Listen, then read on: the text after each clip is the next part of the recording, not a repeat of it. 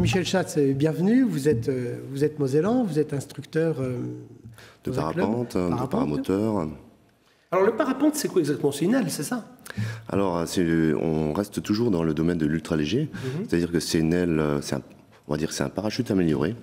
Ça ressemble à une aile d'avion. L'objectif, c'est de gonfler cette aile, de la faire ressembler à cette aile d'avion. À partir du moment où on a réussi à la gonfler, ça vole, comme le planeur de M. Picard. On va avoir des images? Oui, d'accord. Alors là, c'est en instruction. Donc, il y a quelque chose qui me fascine, parce que j'ai assisté à ce reportage. Quand on va voir cette personne qui déplie, il y a énormément de cordes. Je me suis dit, j'ai 3 bouts de ficelle dans la poche, j'ai 10 nœuds.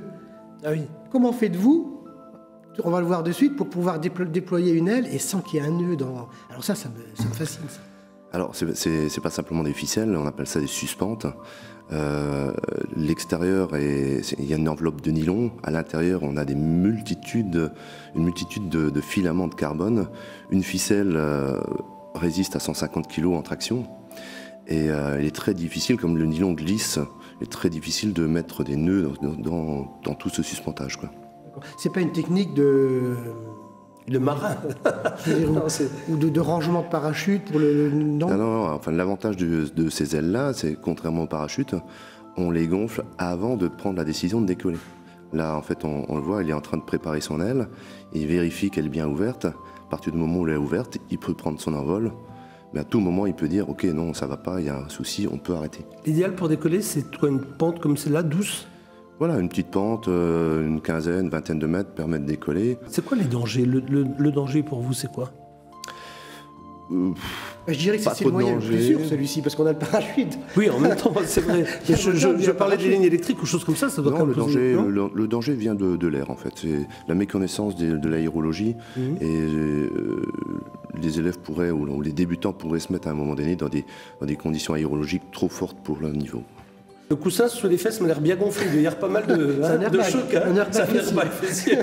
Voilà, c'est des airbags au cas où la personne aurait tendance à tomber sur les fesses, à ne pas atterrir avec le train d'atterrissage sorti.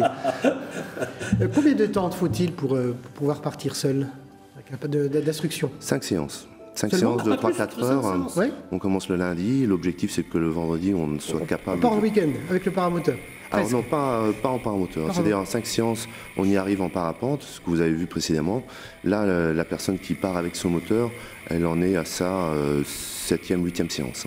C'est quoi comme moteur? C'est des petits moteurs de 80 cm3, équivalents à des scooters. Ça suffit? Ça suffit largement pour emmener jusqu'à 115, 120 kg. Et le poids, je veux dire, parce qu'on le voit courir, là, donc il a le moteur dans le dos. Ça représente quel poids à peu près? En fait, le poids d'un moteur, c'est à peu près 20 kg. Sachant que très vite, ce poids est pris en charge par le parapente. Oui, ça se substitue à l'aile, le poids. Et le coût? Le coût, c'est le moins cher qu'on connaisse. Un parapente, ça vaut à peu près 2500 à 3000 euros. Un paramoteur, à peu près 5000 euros. Et le coût de l'ensemble, la formation incluse, il faut compter à peu près 9000 euros. Donc pour 9000 euros, on peut partir, quoi. Pour 9000 euros, vous prenez tout, vous mettez tout ça dans votre voiture, vous partez en vacances et vous allez voler au-dessus de la plage. Est-ce qu'il y a un petit conseil à donner avant qu'on vous laisse prendre quelques vacances bien méritées? Oui, on est à la veille des départs en vacances. Je voulais vous dire que vous allez sûrement voir sur votre route des panneaux disant faites un baptême de l'air avec avion ou ULM. Faites-le, parce que je peux vous garantir que cette expérience peut changer votre vie. Voilà, peut-être que là, vous allez découvrir une nouvelle vocation. Merci Loris, merci beaucoup de votre participation. Bienvenue chez vous continue, nous avons rendez-vous à la rentrée, bien sûr. Très bien. Bienvenue chez vous continue juste après le jingle.